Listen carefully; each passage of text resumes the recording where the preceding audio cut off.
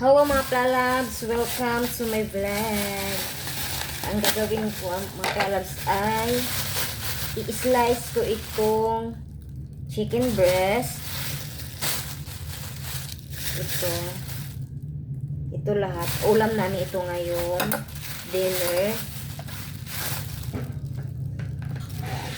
I-slicein ko ito mga plalabs. Gawin namin ng chicken fillet. Mag chicken fillet na naman ako ngayon mga plalabs. Yun na naman ang ulam namin. Hugasan muna ang chicken.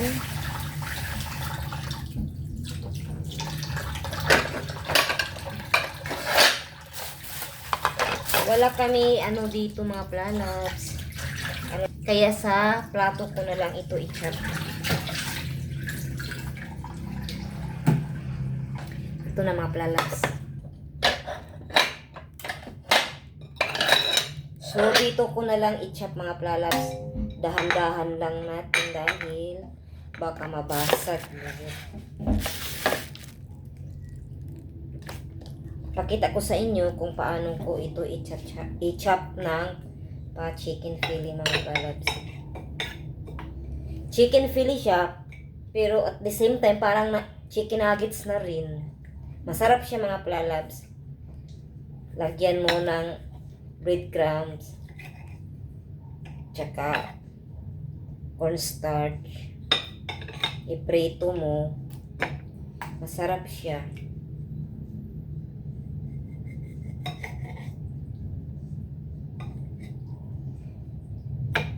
One of my favorite na mga plalabs sa luto ng chicken. Masarap siya.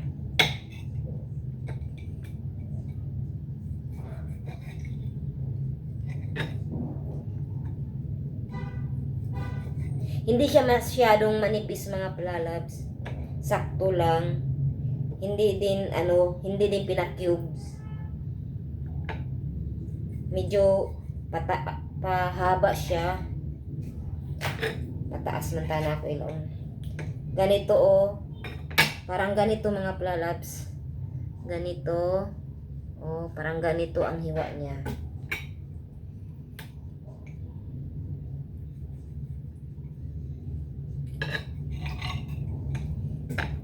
Medyo mabagal ang pag-slice ko ngayon mga plalabs kasi nga sa plato ako naghiwa. Nag-chop nito. Kasi wala kami dito. Ano tawag? Chopping board ba yun? Sa English? Ganun ba? Ano sa Tagalog? Basta sa amin dito, tagtaran. Tagtaran ang tawag. Ayan.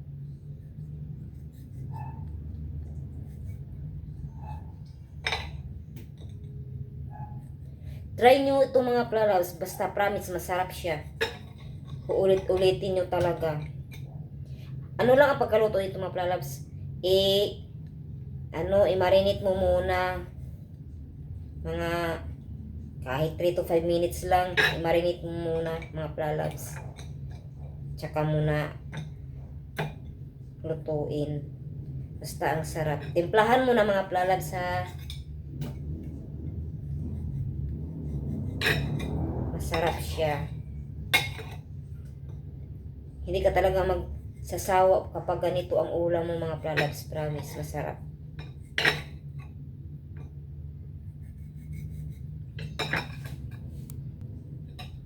Pero sa inyong mga plalabs, kayo na bahala kung anong gusto nyong cutting. Hindi naman basta depende yan sa'yo kung anong gusto mo.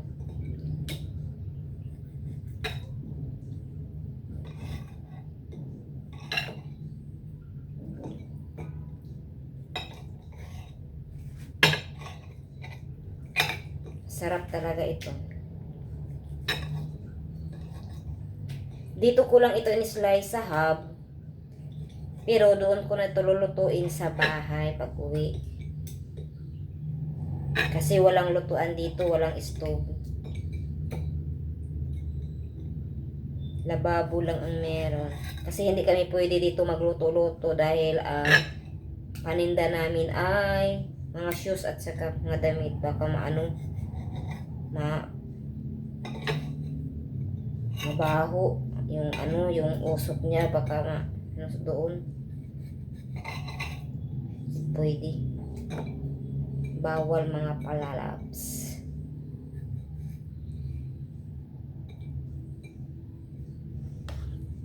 So, ito na lang, pang last. Basta, sa isang chicken breast, madami na ang magawa mo. Kasi, hindi naman, makapal yung hiwa. Tama lang.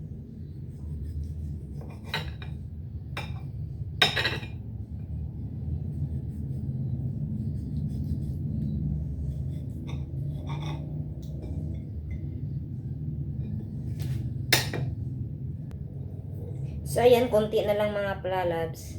Lapit na tayo matapos. Matrabaho lang ito mga palalabs. Basta matrabaho lang ito gawin.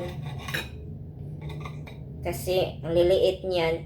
Tapos, isa-isa mo sa breadcrumbs, sa flour, at saka sa egg. Basta, maprosiso ito. Pero hindi ka talaga magsisi. Basta, ka.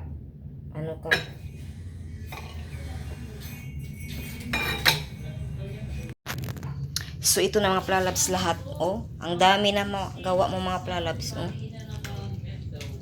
Ganitong slice. Tama na itong mga palalabs. Pero magdepende pa rin ito sa inyo kung gaano kalalaki, kaliliit, manipis, or medyo makapal. Yan.